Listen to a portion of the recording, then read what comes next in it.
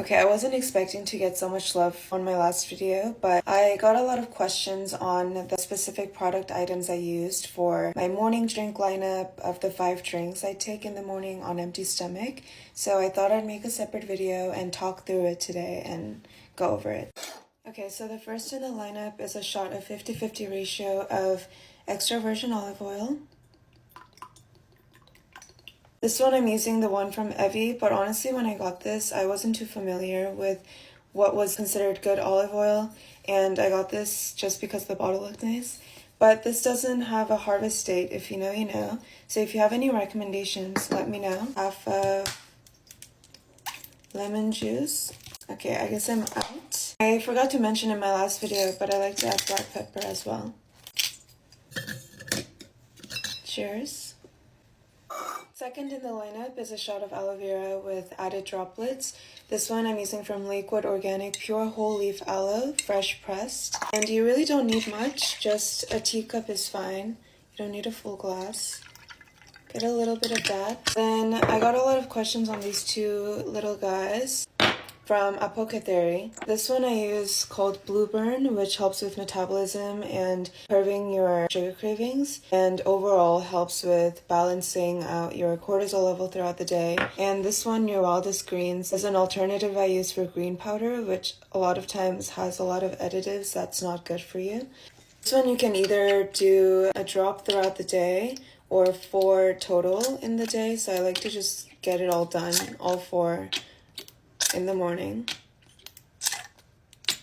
Again, all 4 into one shot. Because if I don't do it in the morning, I'll forget. Give it a little gentle shake. Cheers.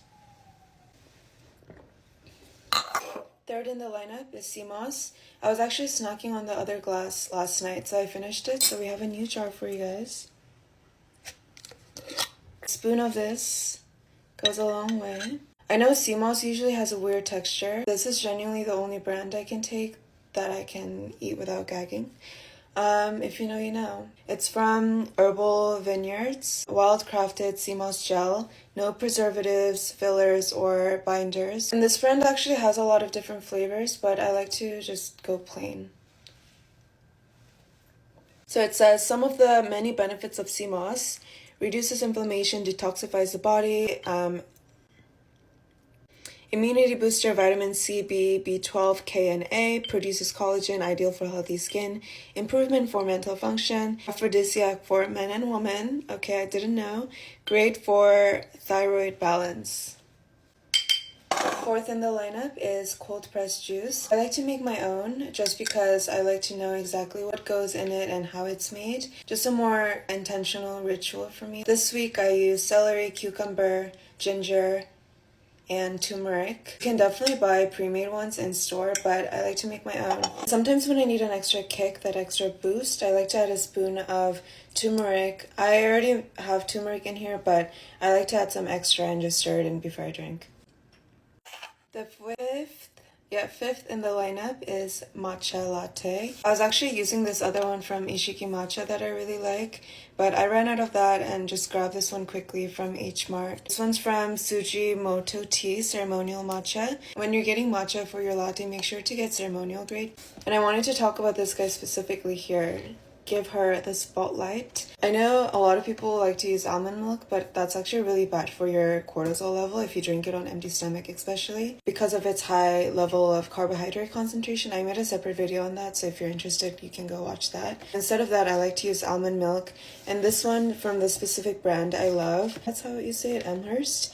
But this one I love because it has up to 4 times more almond, and it only has 2 ingredients, which is filtered water and almonds. A lot of times, if you take a look at the label, oat milk will have a lot of seed oils or a lot of just random additives that's really not necessary. My next step in my health journey is to make my own almond milk, so maybe that'll be next.